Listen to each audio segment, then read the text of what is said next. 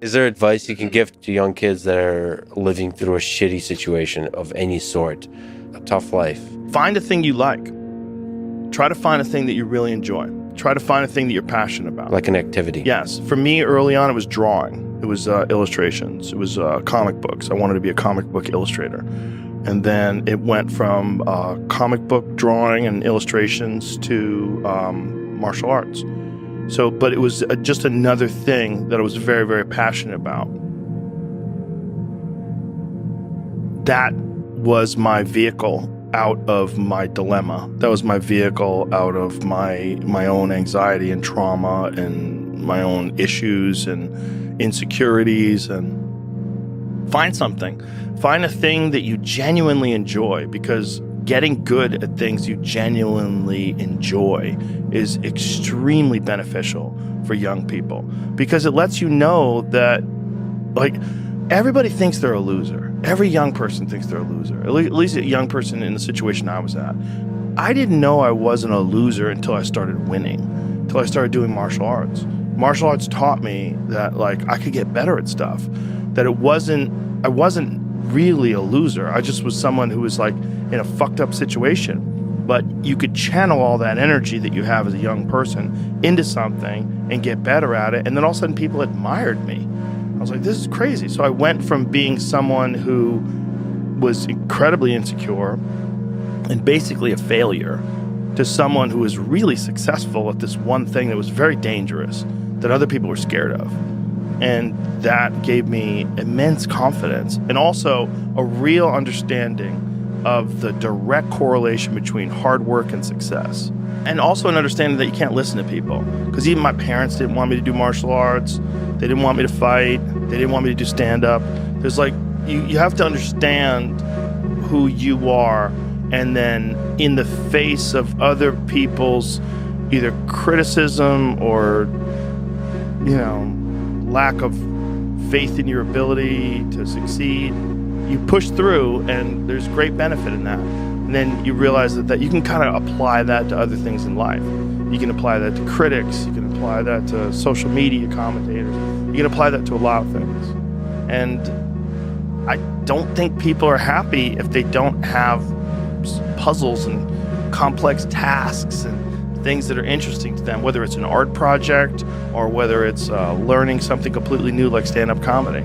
Like, doing things that are difficult is it's as much of a nourishment of the mind as food is a nourishment of the body. I think you need things that are puzzling to you, where you have to.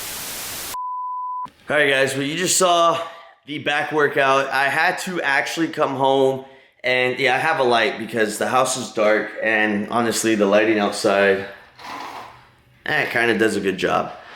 Okay, so I had to come home after the back workout because I ate a lot yesterday. I literally had my biggest shake that I usually have early in the morning. I actually had it for dinner. I swapped things around because I was kind of, how would I say, what's the word? My cravings were different. So instead of craving the shake in the morning, how I usually crave it or whatever, I kind of craved my ground beef and rice. I kind of craved the other snacks that I had prior to drinking the shake. Like, I wanted physical food than to be consuming a shake.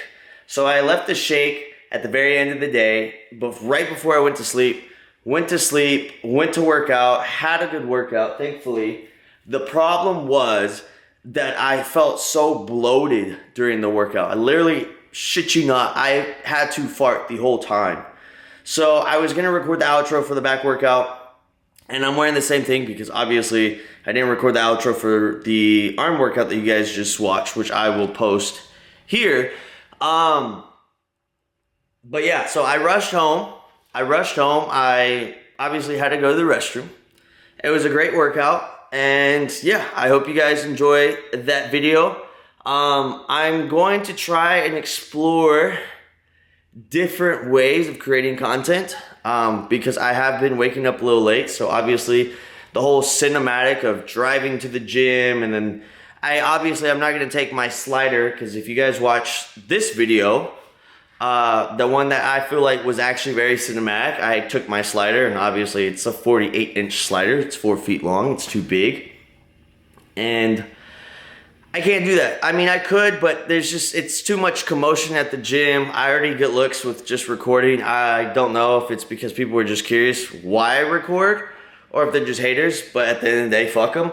But yeah. What I do want to say though is pretty much what I've been doing lately is we're almost done with the certification as well, which I'm excited for. I have, I think, 6 more chapters to do, but each chapter's got like fucking 4 to 6 sections in it, so it's quite a bit. Then I basically have to study for everything, take the practice exam a couple times, hopefully get an A. I'm not trying to just pass. And then take the exam and actually become accredited by the NCCA that I am a certified personal trainer, which I've been learning a lot. And there's a lot of things that I want to share with you guys. I'll share it with you guys in future videos of what I've been learning. It's just really cool. But I know these outros are kind of just whatever. I really don't have much on my mind to talk about right now. My main focus right now is to eat and to study. Those are my main priorities right now.